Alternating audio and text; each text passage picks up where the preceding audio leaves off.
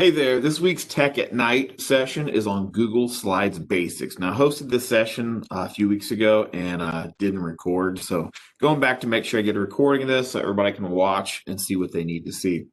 So this session is designed for the very beginner Google Slides user. Some of you might be well beyond this, but we want to make sure everybody is at that base level understanding of Google Slides because we're using it for Fontes Pinel. I've seen teachers use it for subplans.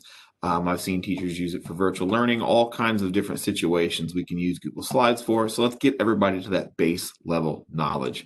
So today we're going to talk about basic proficiency in Google Slides. Again, if you're beyond this, come back for a more advanced session, but I wanted this available for people who need it.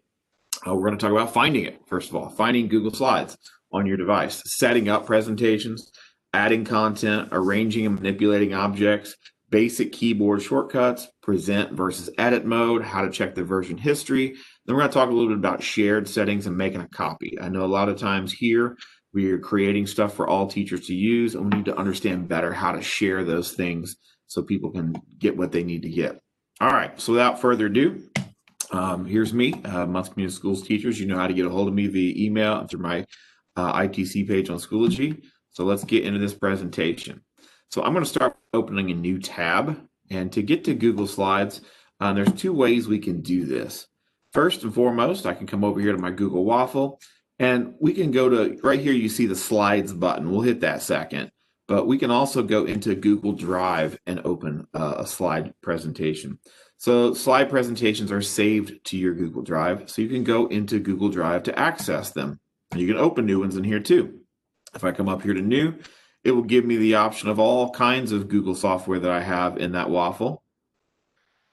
Yep, there, it took a second to load. And you'll see Google Slides as one of them. This is kind of important too, because you'll see these things that you can also find in your Google Waffle. But if you click more, you'll find some things that you might not find in there that'll be useful, like Google Drawings. So that's kind of why I like coming in here and knowing that this exists inside your Google Drive too. But for today, let's go basic. I'm going to open my fresh tab. And I'm going to click my Google Waffle, these 9 dots over here, and I'm going to click Slides. Now, Slides is very similar to PowerPoint. It works very similar to PowerPoint, but you have that ability to share and work together with folks or send students templates using Google Slides because we're able to share Google Slides. Here are my recent presentations. I'm going to hit the plus down here in the corner. That plus turns into a pencil, and I create new presentation. All right, so there we have it. That's how we open up a brand new presentation. So let's start with a few basic things in here. First and foremost, over here to the right, we have themes. You can choose those. They have pictures and backgrounds and fonts and things already chosen for you. I like to start from scratch and make mine all blank, but you can choose a theme if you like. I'm gonna hit the X to close that. It makes my screen a lot bigger too. Next thing I want to do is change the title here. So I always tell students the good thing about Google is that it saves for you. The bad thing about Google is that it saves for you. Sometimes we forget to actually change the title of our presentation because we're not going into File and saving as and choosing a title. So sometimes students will make a bunch of things in Google Slides or any Google resource for that matter, and they've called them all untitled. And then it's hard to find them later to turn them in. So if you go hover over this and click, you can actually retitle this right now. And so I'm going to call this as Slides PD. I'm going to click out of that box, and you'll notice it says saving, and it's going to tell me when the last edit was. Always double check and make sure that stuff is saving. Occasionally we'll be disconnected from the internet. We're doing something with Google, and maybe something won't save because we have it set to work offline. So I always like to double check when I make a bunch of edits that pops up and says it's saving and my edits were saved. So now I've changed this thing to Slides PD. It's going to be in my Google Slides and in my Google Drive as a file called Slides PD. Easy for me to find later. Now let's go in here and look at page layout just in case you would ever need it. We're going to go to File, Page Setup, and you might not need this, but just in case you do, here's where it's located. Right now it's in widescreen, 16 by 9. When I present this on a widescreen monitor, that's going to fill the entire screen. But we can use Google Slides for all kinds of other things too. I've seen people actually create worksheets, create documents, create all kinds of templates and stuff on Google Slides. So if you'd ever have a need to change the size of that viewing screen, you can come in here to custom and change that. So if you'd want to create something that could easily be printed on an 8.5 by 11 sheet of paper, you could change your template, your canvas here in the middle of your screen to 8.5 by 11. We're not going to do that today. We're going to stay in the 16 by 9, and that is because we're talking about presenting here. And I just clicked present, and that's what my screen is. That's that full screen. Everything I put in that white box will be presented on my screen. I'm going to hit escape to go back to editing mode. And so let's talk about that for a second. Because sometimes we want to come up here and click present, and we want to go through a slideshow with students. And sometimes we want to hit escape, and we don't actually want to play the slideshow. We want to be able to drag and type and manipulate. So that's the difference between editing mode and present mode. You click here to present, and you hit escape to come back to edit mode. Sometimes we create templates for students too, where we have no intent for them to actually play the presentation. We want them to type and click in boxes and do things. So that's edit versus present mode. So let's go on to adding some new slides. So right now we have a title slide. And if I come up here to this plus, it will add a brand new slide. And it's going to follow the format, the layout of the slides that are already chosen. So we have a title slide, and then we have this particular type of slide that wants me to add a title and then some more information. I can add another slide, and it'll add just the next type of slide in the setup. If you want to choose exactly which type of layout, you can click this arrow right here, and this will give you the option of what type of slide to actually choose. If you want a title slide or a section header or something else, I like to click blank. I like to start with blank slides. I don't like to have anything else on my slide because I come in here and I delete this stuff right away and get to a blank slide. So let's do that. Let's go to the first slide. I'm going to get rid of this stuff. And I want you to notice that I'm going to hover over this. And right now I have, it looks like an uppercase I. When I click that, it allows me to type in this placeholder box. But when you'll notice I hover over the line, I get a T with some arrows. That allows me to click and drag and manipulate this text box. So when I'm clicking in the text box, I get the I. So I can get my cursor. When I click on the edge of it, I get that plus, and I can use things like backspace to get rid of that. I can also click something and right click to cut it or delete it, but I like to use my backspace often as a keyboard shortcut. As long as I've got that highlighted, I can delete it. If I'm inside here and I backspace, I'm backspacing the words. Notice cursor, uppercase I. But if I hover over here and I get that plus with the arrows, now I've got the text box itself. I can delete that text box. So just so we know how those cursors show up here. So let's get down to adding a background. So let's go to slide number 1. And if you click anywhere on this slide where I don't have an object highlighted, you can click background up here and change the background. There are colors already set up for you here. So we can simply select a color and click done, and that slide has that color. We can also come in here to background and choose image. If you have a picture you want to use as a background, you can browse your computer and you can upload that picture. I use a website called Unsplash. It's professional photography, and you get really cool professional photography backgrounds like this one. So I've just added a background on here. Now, if you're creating a slideshow or a presentation and it's many slides and you're like, hey, I want that background on all the slides, so I have to go add that background to every slide. You don't. Come into this first slide, click background, and once you've chosen your background, choose add to theme. And when we click done, you'll notice it's added it to all the slides that I have. So that's how we adjust the background. I'm going to come into background one more time, and I'm going to choose gradient, and I'm going to choose a color. Because I think that's going to be easier for me to do this PD with rather than having a picture. So there we go. We have a background. So let's talk about some objects and putting some things on this background. So for that, our bread and butter in Google Slides is this insert menu up here. If you click insert, you've got image, text box, audio, video, shapes, all kinds of things we can insert onto the slide. And then you'll find some of these options right here on this toolbar as well. So let's start with an image today. I'm going to insert image, and you can go look your Google Drive. You can go search the internet or your camera. I usually go to upload it from my computer, and I grab something I've already created. So I'm going to look through here as it loads all my downloads, and I am going to grab, thought I had the one I wanted right there. Let's choose this guy right here. So I'm going to insert one of my images, and there we are. Notice I've got the plus with the arrows. I can click and drag and move this image around. If I drag the edges of this image, if I click over here and start to drag, you'll see that I stretch it out. Don't want to do that. I can Control Z, that's undo. If I squat this thing down, I can Control Z, or I can come up here to the undo arrow and undo. So you can just about undo anything you do. You can't mess anything up. It's okay to play with. So that's how we resize that image. Now, to not squat it down, I'm going to grab it by the corners, and I can resize it with the right aspect ratio. One thing you can also do is you'll notice as I hover over this circle right here above, I get this plus with no arrows.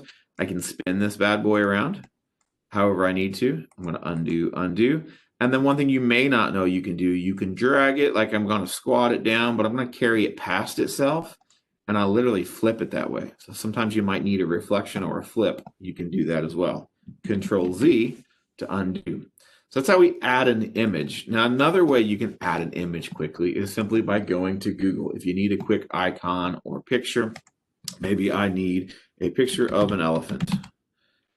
And I'm going to specify that I want a cartoon.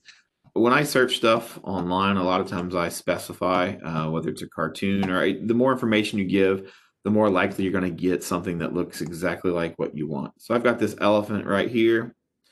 And there we go, it's loaded. I can right click, copy.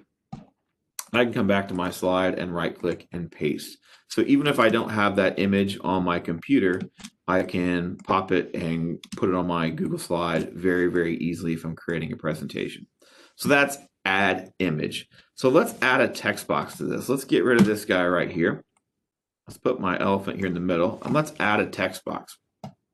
So I want to insert text box. And once I do, you'll see this plus here without the arrows. And I'm going to click and drag. And I can make this whatever shape I want. But when I do that, it's created a box with my cursor in the middle. And I'm going to put some words on this. And let's say I'm making a title of my class or my course. I'm going to put Mr. S's class. All right. So we have a text box. If I click on this with my eye, I can edit the text. Remember, if I click the edge of the box itself and get the plus with the arrow, I can move that around. Now, to edit this text, I'm going to simply double click or triple click in this box to highlight all the words. Now, again, if you click in a box, you're going to put your cursor right where you clicked. If you double click, you're going to highlight a word. If you triple click, you're going to highlight everything on that line. So I can take Mr. S's class, and I can come up here to the font bar, and I can change that font to something else. I can also come up here to more fonts, and there's lots of different kinds of fonts you can add to your Google Slides. You'll notice I have some you probably don't, like Architect's Daughter. That's probably one of my favorites. I had to come up here to more fonts and add that. All right, so I'm going to highlight this again. I've changed the font. I can click plus and make this size bigger. I can come up here and simply choose a size, or I can even type in this box. Sometimes we get in that situation where we don't find the exact size we want. You can type a number in that box and get that exact size too. So I can drag that text, and voila, I have some words underneath my logo. If I want to, I can highlight my words again and come up here and click the A to change text color. And if I wanted to, I could put a highlight behind that text, and that's by clicking the highlight button here. I don't like doing that, and sometimes I do that on accident, undo. So that's why I kind of point that out. When you want to change your text color, make sure you click the A here.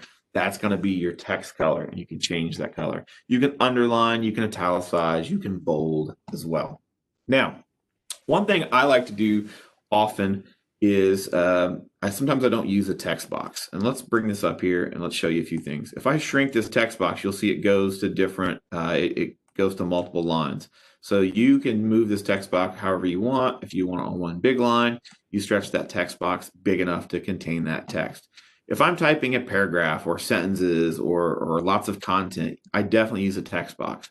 But I'm using a title I don't often because I don't like to sit here and play with the font until I get the exact right size. So I'm going to get rid of that. And I'm going to show you something else I like rather than text box.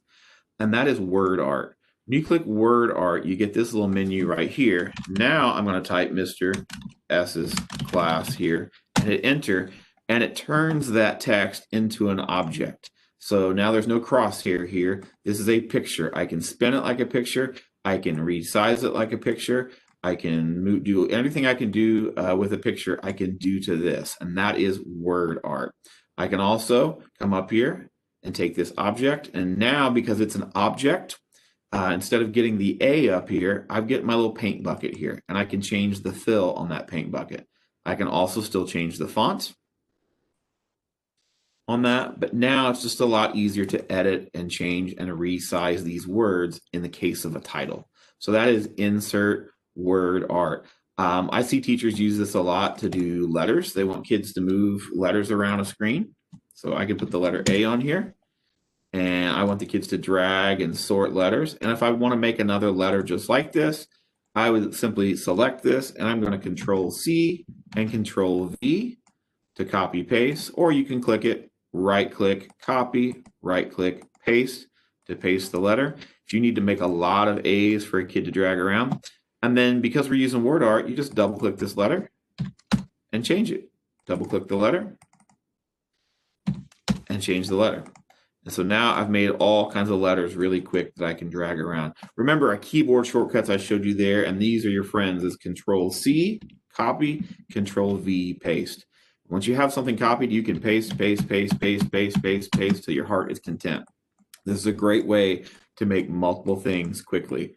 Often when I'm creating something, I will make my first one the way I want, and then I will Control C, Control V, copy and paste to make multiples really quickly. All right, let's get rid of everything on there. And let's talk about insert shape. So insert shape is kind of fun too. We've got lots of shapes in here. We've got squares, we've got circles, we've got rounded rectangles, we've got all kinds of things. So sometimes we put our content in a shape and it makes it pop off a little bit better. Now, one thing I want you to notice about shape is if I click inside a shape, it automatically turns into a text box. So this is very handy for kids if you're trying to create a worksheet or something where students are responding. I like to put a shape on here. The kid sees the box, they can click in the box, and they can type their answer in that box. I like it better than text box for this purpose because if I put a text box on here and I leave it blank for a kid, you don't see it over here. Now, I know it's there. When I click, you'll see it, but you don't see that actual space. So I really like using shapes for this because shapes automatically turn into text boxes. You can double click and type right in them. So they're great to leave a space for a kid to type in. Maybe you have a question over here to the left and you want them to click in this box and answer the question in the box. Also with shapes, we can come up here and we can change the fill color. We can change the border color. We can change the border weight. That's the thickness of that line. And we can even change the border dash if you want a dashed line. So you can do all different kinds of things to your shapes. Now, let's talk about this for a second. So one thing I like about shapes too is if you come in here, you won't always find everything you want. And you're like, how do I make this? I can't do this. Well, you can put shapes together as well. So I'm going to take a circle here, and I'm going to, if you notice my circle, when I start to make it bigger, it turns kind of into an oval. If you hold the shift button while you're resizing an object, it will keep your aspect ratio and keep that as that circle. If you let it go, you can squat it out or stretch it out. In this case, I want it a little bit squatty because I'm going to come on here and make one oval. Now, I'm going to take this oval and I am going to come up here to the fill and I'm going to make it transparent so you can see right through that oval. I'm going to make my border dark and I'm going to make it a little bit thicker. Now what I'm going to do, now that I have the oval the way I like, is I'm going to Control Copy, Control Paste, Control C, Control V, make another oval, and voila. I have a Venn diagram that I can easily use for kids. So I simply put two shapes together that they can type in, or they can put whatever they want in. If I wanted to take a step further, I could even put an answer box in there for them. One box, control copy, control paste, put a box over here, and we'll put a box here in the middle. And I can actually put the box in here for them. So I can start to layer objects and layer shapes to make pretty much whatever logo, diagram, picture I want. Now, one thing you need to know too, and this won't be helpful for my Venn diagram, but if you've layered a bunch of shapes to create an object, I'm going to select out here in the open space, and I'm going to click and drag my cursor over all these objects. And now I'm going to right click and I'm going to group them together. So I have grouped these together as one object. I have taken all of these individual components and grouped them to make one big object. So this is really great for making logos or diagrams or any sort of thing you'd want to make. Let's get rid of this and let's do this with something different. Let's go and let's take a circle. Actually, I'm gonna get rid of my circle. Let's start with a star. So let's insert a shape. And let's go down here to star. I'm going to hold my shift button. If not, I get it all squatty. Hold my shift button for the aspect ratio. Voila, there's my star. I'm going to come up here and make it red. Cool. Now I want to put a circle. I'm going to put that star in a circle. So I'm going to come up here and add a shape again, circle, and let's make a circle that's a little bit bigger than that star. And voila. But you're saying to yourself, well, I thought you wanted the star in the circle. I do. So here's what I'm going to do. First of all, I'm going to make my circle blue. But now I'm going to take this object and it's stacked on top of the star. So when you're creating stuff in Google Slides, you can very easily collage. I'm going to take my circle. I'm going to right click and I'm going to go down here where it says order and send it to the back. So it went to the back behind the star. You can move things in order to create a collage. And then I could even put insert image. Nope, I'm going to go shape, sorry. Let's put a little banner on this. Voila. And let's put my banner to the back. Order. Now watch this. I'm going to send it back one. Oh, so it went underneath them. You can send it backwards or you can send it all the way to the back. And we can put that banner there. And so maybe you want to make a logo or a picture for something right here. Remember, we can group these. I'm going to select all the objects, right click, and I'm going to group. Now I've turned these three objects into one little logo or object I can put wherever I want. So just know we can manipulate and drag and move things around on this slide and create pretty much any chart, diagram, logo you want on Google Slides. Very handy by simply inserting these shapes up here. All right, so let's talk about video. If we come up here to insert video, you're going to see that YouTube pops up and I can search YouTube right here. But this box isn't very big. It's not going to be very easy to find things. So I'm going to come out here to Google and I'm going to search Crash Course Kids, which is one of my favorite YouTube channels. And I'm going to take the first video that pops up here. And I prefer to search in YouTube and then find my videos. Let's mute this. And once I found my video, if I right click this video and copy the URL, the address of the video, now I can go back in here to slides, insert video, and instead of searching for it, I'm just going to paste the actual address right there and boom, YouTube goes, yep, here it is, you got it. You click it, you select it, and you can add your video right into your slide.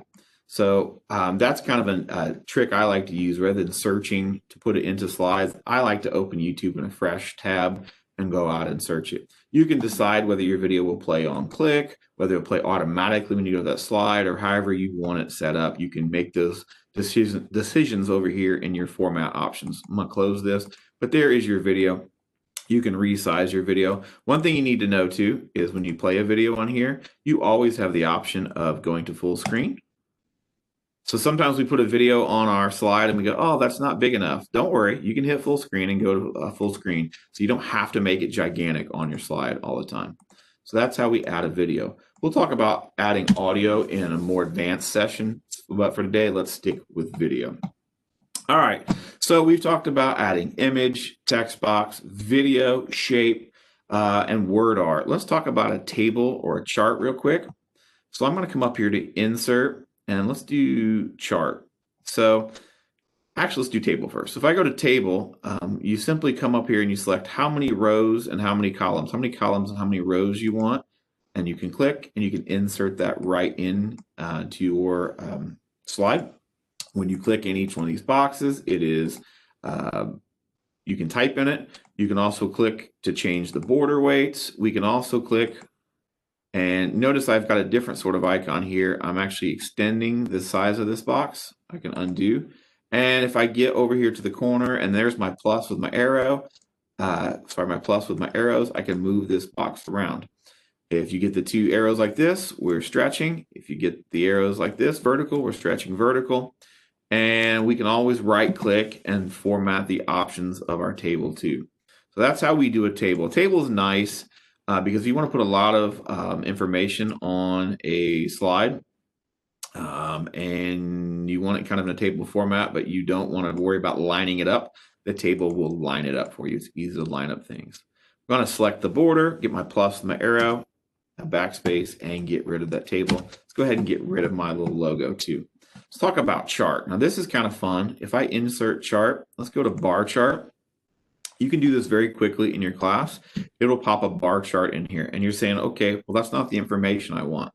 So this is a whole different training, but Google Sheets is very, very quick and easy to make tables and charts for class. So this is automatically connected to a Google Sheet. So when you pop in this little bar graph you want to make with kids, maybe it's your favorite ice cream flavor. If you come up here, it will say, give you the option to open the source of this data. When you do that, it's going to open a Google Sheet. And whatever you change on said Google Sheet here, it will change on that chart. So if you're in your class and you want to create a quick table, take a quick survey of your kids because you're trying to prove a point or work on some data collection, we can come in here and quickly change this to maybe it's ice cream flavor, as I said, vanilla,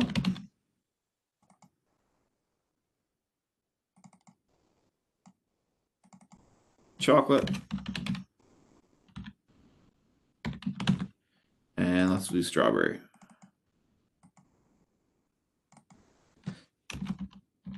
Now you can also, if you make your presentation, have some of this table information set up beforehand. That would make it even quicker. And then if I'm surveying my class, I simply come in here and I ask them how many people like each kind. 2, 8, 6. Let's just make some numbers on here. And you will notice when we go back to that slideshow, all that data should change. I got to click off it. There we go. Oh, sorry. Forgot to click update. Click update and it will change. So it's very easy to make some quick tables on a presentation if you need them. And again, you can do this beforehand. You can simply go to the linked data and go change this. And it kind of gives you a format already. So you don't have to create your own table from scratch, but you put your data into that table and it's already connected it to a graph or a chart you might want to use. So that's kind of cool.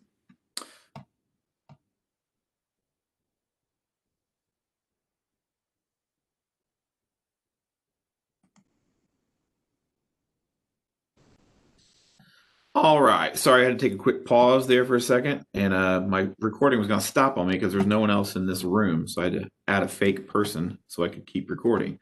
All right. So let's move on to diagram. So when we come over here to insert and diagram, it'll give you some options of some diagrams already made. So here's, let's just choose grid. And when you choose it, it gives you some options like levels. We can go up to 5, color. We can change the color scheme. And when we click the grid we like, we can put that grid in here. Now, you're automatically saying, well, this is not what I want exactly. Well, every single one of these objects is editable. So we've got a text box here, text box here, a text box here, a shape here. All they've done is exactly what we talked about earlier. They've taken multiple objects and text boxes and layered them on top of each other, but they've done all that work for you. So you can simply come in and change the data if you'd like, change the words if you like, but they've already given you that start of putting the shapes together. So diagram's kind of nice if you don't want to make your own charts. You can come in here and find a pre-made one and then edit it out. And so it's got all that stuff done for you. So that's kind of handy. I'm going to highlight all this and get rid of it. And then let's talk about shape, table chart, diagram, word art, and line. Ooh, let's talk about lines. So if I come up here to add a line, I'm actually going to click the down arrow here, and it's going to give me different types of line. We'll talk about scribble and line first of all. Once I select line, let's do it again. Select line, I've got my crosshairs here. When I click, I do not want to let go. When I let go, it'll create that line. So take that line as long as you want, as flat as you want, and let go to create your line. But never fear, we can select that line with the plus and the arrows, and we can spin it. We can shorten it, we can lengthen it, we can do whatever. While it's highlighted too, remember I can come up here and change that line weight to something thicker. I can even change the line dash if you want a dotted line for something. So you've got lots of different options on these lines. Now my other favorite type of line is this scribble. Now I've got my cross here again, so I'm going to hold it down and I'm not going to let go until I'm done, but I'm literally drawing with my mouse. So I can do one of these little jobbies right here. And sometimes I use this to point out something on a slide, because once I have a line highlighted as well, we know about the line weight, we know about the line color, but we can also come up here and add different endpoints. I'm going to add an arrow to it. So I've got a nice little squiggly arrow. This is also helpful if you're trying to make some geometry things. So select a line. There's my line. And I can come in here and I can put an endpoint on one side. I can put an arrow on the other side. I can thicken this up, and pretty soon you see how this can be handy for creating stuff for geometry or math or any sort of subject. So that is the line tool. All right, so we've gone through this insert menu here, and we've done just about everything but insert audio. We'll do that later. So let's talk about some other things. I think we've already done a little bit of this, but let's just make sure we've covered everything. Let's talk about changing color. Remember when we click objects, the color will be up here in, for the line, it'll say line color. If I have a shape, add another shape in here. When you click that shape, you're going to have this bucket up here for fill color. And remember when we're dealing with text, if I have a text box in here, when I select that text, my text color is right here with the A. So those are the three ways we can change the colors of objects. Same way with changing font. Change your text, come up here and change your font. Click more fonts for other fonts. Word art can easily be changed in that same way. We talked about order, group, and flip. So we can put things in order if I want to layer things. So right now, there we go. Let's say I want my pink line to come to the front. I'm going to go to order and bring it to the front. And let's say I want to bring the green line, let's order, and bring it forward. Notice I said forward, not to the front. I want the pink in the front, I want the green forward one, and now I've got this nice little layering going on here. So remember, we can layer objects with that. Again, I right-clicked, and that's where I get order over here. We can also highlight all these things, right-click, and this is where we got to group, and we make them as one unified object that we've created. All right, some keyboard shortcuts. So remember the one I've showed you already. Let's Control C, Control V to copy paste an object you've made, but also don't forget about this shift button. Holding this shift button keeps you from stretching out your object in a way that you do not want it. So we can hold the shift button to keep it with the same aspect ratio. All right, so that shift button is a kind of nice tool for you. And then don't forget about Control Z. If you backspace or you delete something, Control Z or click undo here can help get that back for you real quick. So the last thing I want to show you here is let's add a hyperlink. So let's take an object and we want that object to click to a website. So let's get rid of all of this and let's put a shape in here, a circle. we want that circle to take us to a website. So let's come back here to my video and let's get the URL. And maybe we don't want to bring the video into the slideshow, but we want this button right here to take them to the video. So I'm going to click this circle. And I'm going to come up here and select this link button right here. When I select link, it'll bring this menu, and all I have to do is give it an address, paste, apply. So now when I click this button here and follow this link, it will take me right to that page, right to that YouTube video if I need to. What's cool about this too is you can come in here. Let's change this entirely. You can come in here as well, and you can make this button link to other slides in the presentation. So you can create your presentation almost like a slideshow, whether instead of going, almost like a website, instead of going to slide 1, slide 2, slide 3. I've done one before. We've done the circulatory system, and when you click the heart, it goes to a slide explaining about the heart. And then we make a home button that comes back to the home. And then when you click the lungs, it goes to a slide that explains about the lungs. And we click create a home button that comes back. So you can link objects to wherever you want. You can do the same thing with text. If you want this text to open a website, highlight the text, click your link button in here. Now the difference here, it'll show you the text that's going to be shown on the screen. And then right here is going to be the link that it will go to. So when I click this text, it will go to that link. So that's how we add hyperlinks. And those are kind of nice because especially if you're giving a kid a presentation, you can link them out to a website, you can link them out to information, and they don't have to go searching for it. Often I would have the kids do weather data, and they would link out to weather.com or Weather Underground to find data to create their slides or their presentations. So we've talked about change color, font, order, group, flip, and hyperlink. We've talked about the aspect ratio button again, holding that shift so it doesn't get stretched out too far. We talked about copy and paste. Oh, almost forgot one of my favorite little tools, shortcuts. So I'm going to copy and paste a bunch of circles on here. And let's move them around.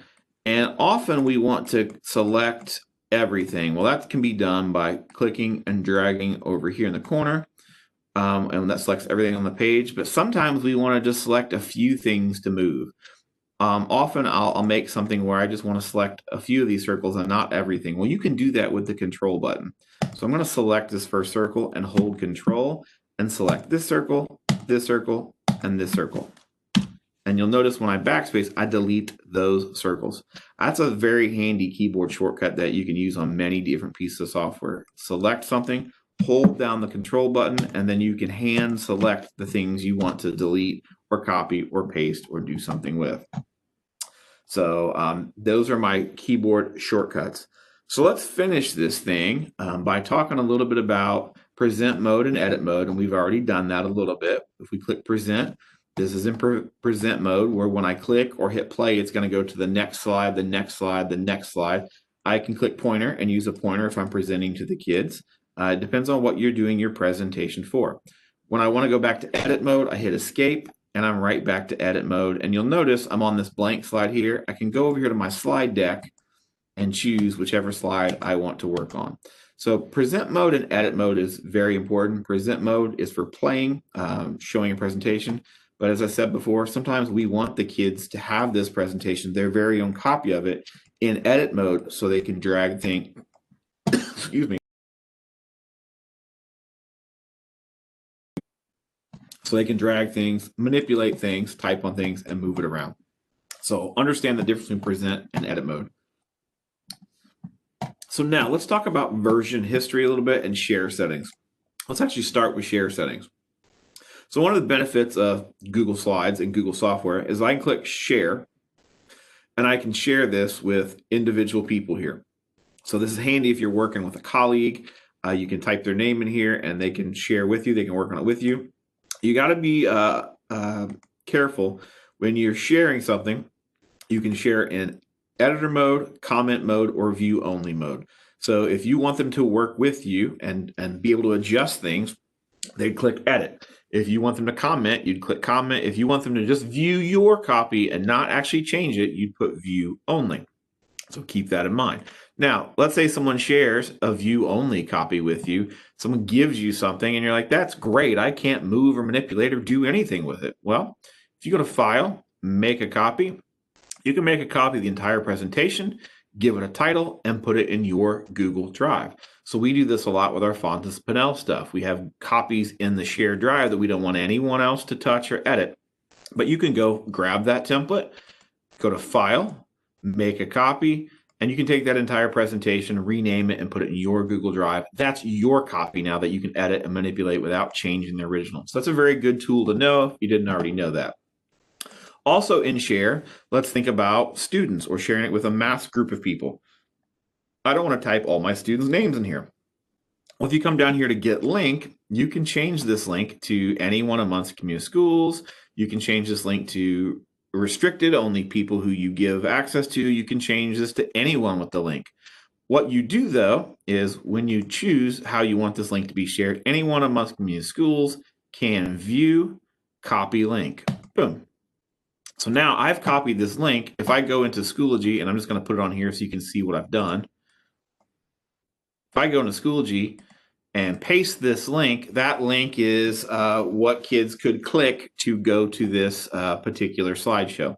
I could put that into a presentation. I could put that into an email. However I would want to share this with a group of people, that is the link that I would give them to share with them. Now, in the case of sharing with students, ultimately, we want kids to have their own copy that doesn't change your original. And so what we do with that is what's called Google Drive assignment. And that's a whole nother PD. But in Schoology, you have a button for each assignment called Google Drive assignment, and you simply assign a Google slide and it will make the copies for you. However, you need to know how to come up here and get a link in case you're trying to share something with a colleague or share something with somebody else, and you need to figure out how to give them give a bunch of people the editing or view only capability without typing everybody's name in. You can simply get the link and copy that link. All right, so let's talk about comment real quick. So let's say we are sharing something with somebody and we're working together, and this is true when we're working with students too. Maybe students are making a presentation or typing a paper. This is true of Google Docs as well. You can simply select an object on here and hit the comment button over here and add a comment, and you might put fix this and comment. Anyone who you've shared this document with will get a little email, and you'll have your little comment here, and they will know that you've asked them to fix this. So this is great for working with kids on stories, on writing, but it can also work for slideshows and whatnot. You simply make a comment on this object over here, and then whoever else is this document is shared with can also make comments back and forth, and you can work right through this until it's the way you want. You click the check mark, and it's been resolved. You can always go back and view the comment history up here, and it will show you the history of all these comments that have been made, so you can see who changed what and how it was done. Very good for collaborating with other people. And on that note too, I want you to know File, Version History. So because it's constantly saving, if you go see version history, it will show you every version of this presentation over here. Now mine only has these two. The first one at 1016 that I made when it was all blank, and the last time it saved at 1058. So if you're working on something for an elongated period of time, it will keep saving and making versions down here for you. And if you find that you've messed something up and you need to go back to a version from 10 days ago, you can come in here and you can click that and you can restore that version. So I could click here and I could restore that version. So this is great if you think you've made a mistake or you need to go back to a version from before. It's also nice working with kids though. You can go back and see what kind of changes and edits they've made. If there were other people on here, they would be color coded, and like I have this green turquoise box around what I've deleted. If someone else was on this presentation, there would be a different color around the stuff that they've done. So it's a really good way to see who's done what on the presentation. And right here, it tells you there's 35 total edits. It's all the 35 things I've done today on this.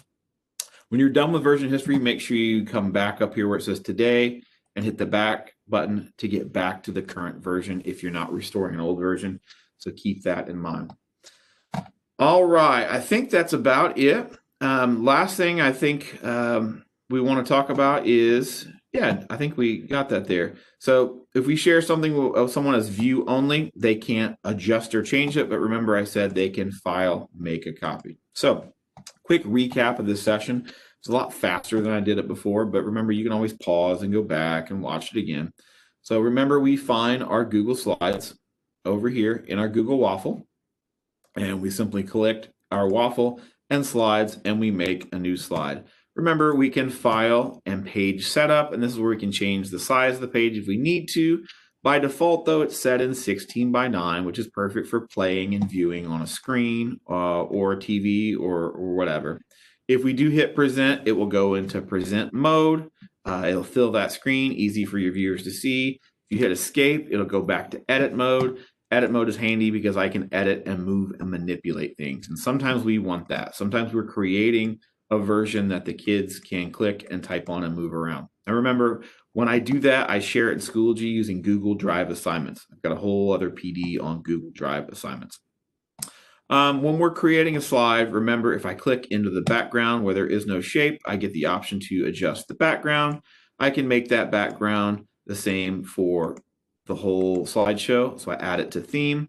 And then the bread and butter of this really is inserting images, text boxes, videos, shapes, tables, charts, word art, all these fun things that we can put in here and edit. Remember, we can layer things, so we can bring things to the front, send things to the back, group them together to make diagrams. So this shape tool becomes very rich because we can make all kinds of diagrams. Remember our cursors, when we double click into a shape, it automatically gives me this eye and turns this into a text box, even though it's a shape. And remember, if I click on the border and I get the plus with the arrow, now I've selected the object so it can be moved, it can be resized, the color can be changed, the border can be changed, all the little tools we have up here in the menu. Remember, to get that circle the same, keep the aspect ratio, we hold that shift button down and it keeps the aspect ratio the way we want. If not, it might be stretched out, but we might want that sometimes. We can Control C, Control V to copy paste. And once I have something copied, I can just Control V and paste, paste, paste, paste, paste. We can drag all of our objects to move them around at once, or we can hold the control button and select certain objects we'd like to delete. We can change the colors, we can flip, we can rotate, we can do all kinds of things with these objects.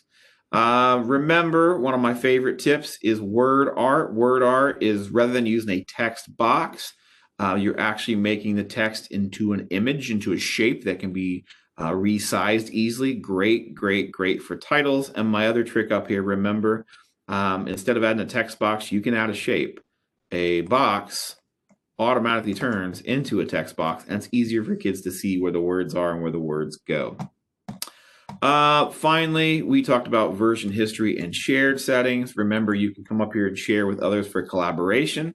If it is in view only mode, that means other people can see it, but they cannot make changes. If it's comment, they can only make comments. And if it's editor, they can work with you. If you need to share the link with anybody, instead of typing everyone's names in here, you can come down here to get link, and you can change the settings on this link, whether you want this link to be view, comment, or edit. And then you simply copy that link and paste it to wherever you want to share with folks. If you've gotten someone from somebody else, they've shared something with you, and you're like, hey, I can't do anything with this, it's in view only mode, remember to click File, make a copy, and you can make your own copy of this presentation in your Google Drive that you can now edit and manipulate and do what you want with. And then we can always comment with others if we're working together on a slideshow. I think that's it in a nutshell. That's a lot quicker than when I did it before, but I believe I did cover all that information. There's a few other things you can do in Google Slides too. We'll talk about that in the advanced settings. You can also find lots of Google Drive or Google Slides help on Google. They've got lots of information on how to use that. And you can click help up here too to find different ways to help your Google Slides experience. I will tell you, if you want to do something in Google Slides and you're like, man, I'm not really sure how to do this, go type it into Google, because it is their product. You will find someone who's done that and they'll show you exact directions how to do it. So Google Slides is pretty easy to find more information on it if you need it. You can feel free to watch this presentation as many times as you need. Remember to email me or ask me if you have any questions or specific uses on Google Slides now. My next presentation will be on advanced settings. We're going to talk about master view and placeholders and some little and how to add audio and some more advanced things up here. And we're going to talk about some uses too.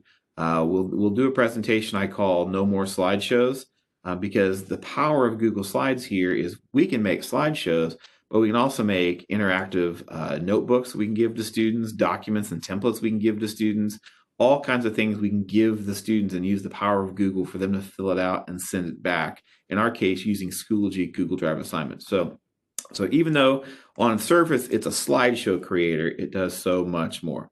So that is Google Slides Basics. Have a good day.